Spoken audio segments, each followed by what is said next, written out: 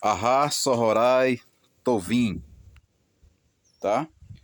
Eu, é, eu quero falar sobre teologia, tá certo? O que é teologia, na verdade. Porque, veja bem, aí embaixo tem um sino, vocês podem acionar o sino das notificações, tá? Quero falar para vocês de algumas igrejas evangélicas antigas, tá certo? Que tradicionais, que elas, na verdade, não davam valor à teologia, tá certo? Teologia é isso e aquilo. A palavra teologia é uma palavra de origem, na verdade, grega, nós sabemos disso, né? Teologia é um estudo de Deus, né? Que fala sobre o homem e sobre a criação do universo, né? Um estudo sobre Deus, tá certo? É a palavra teologia. Apesar que até o nome de Deus em grego é chamado de Theos, tá certo? Então, veja bem, então, digamos, muitos foram contra estudar a estudo de teologia, tá? Sobre a história da Bíblia. Então, veja bem, a Bíblia, na verdade, a literatura bíblica, ligada ao cristianismo, ela, na verdade, ela é uma teologia, falando sobre Deus, que é muito importante a gente estudar. Então, a própria ciência, o próprio estudo, que é o nome que dá, né? Estudar a Bíblia. Esse estudo, forma de conhecer das coisas, de saber das coisas, né? Apesar que a palavra teologia é um substantivo feminino, é muito importante essa teologia. Agora, dentro da teologia, existe digamos assim, existe várias correntes de teologia, tá? Tem um teólogo que defende o lado do catolicismo, é um teólogo, né? Outro é um teólogo que defende o lado dos evangélicos, outro é um teólogo que defende o lado do judeu messiânico. Então, existem vários tipos de teologia. Eu aconselho, esse conselho serve para mim, para todos nós, que antes da gente estudar teologia bíblica, estude o hebraico samaritano mais antigo do mundo, estude o hebraico judaico, tá? Estude a Bíblia grega, né? O grego bíblico, tá certo? E o latim também, ok?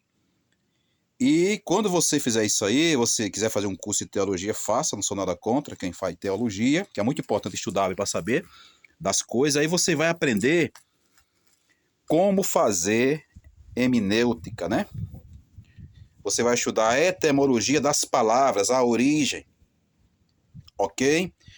Porque se a gente for estudar teologia com todo tipo de teólogo, muitas das vezes a gente pode comer, a gente pode gastar o nosso dinheiro em vão, tá certo? Tem a teologia nêutica, o teólogo nêutico, meu vocabulário para falar essa palavra tem uma dificuldade. Eu não sou nenhum doutor de nada, nem um acadêmico de nada, tá certo? A teologia nêutica, né? Neuta, é uma teologia que não puxa para nenhum lado, ela puxa para o texto.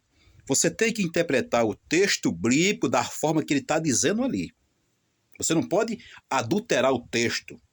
Tem pessoa que espiritualiza o texto. Quando você vai espiritualizar um texto, dependendo do tipo do contexto do texto, você vai cometer um erro grave, que você vai ensinar coisa para o povo que não é verdade, tá certo? Então existe isso aí.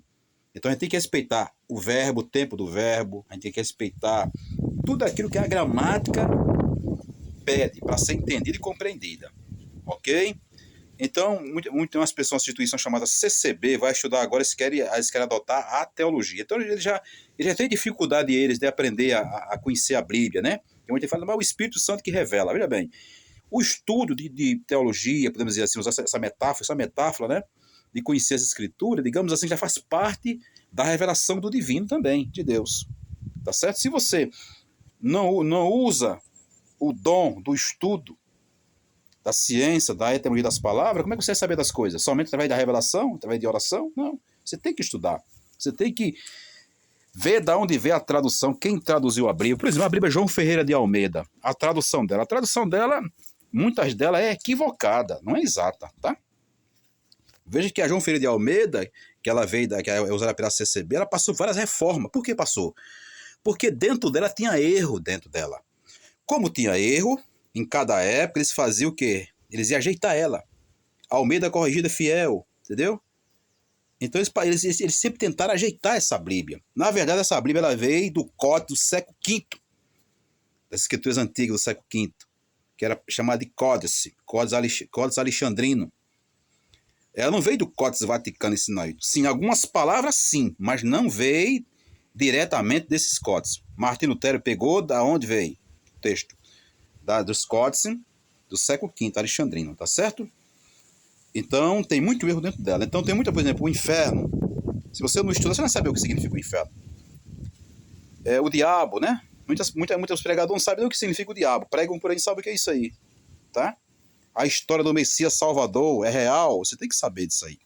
Estude o hebraico antigo, com o camarada sério, grego e latim. E tenha cuidado, porque tem muito professor de hebraico no Brasil, sério. Professor de grego sério, mas ele enrola você quando ele vai fazer a interpretação bíblica. Porque ele defende um grupo. Se você vai estudar com digamos assim, com um judeu messiânico, ele vai puxar para o lado do judeu messiânico. Se você estudar com um ortodoxo, ele vai puxar para o lado de lá, seria professor de hebraico. A mesma coisa é o grego também, puxar para o lado do cristianismo. Você tem que ter uma postura neutra. Você tem que respeitar a gramática, respeitar o texto.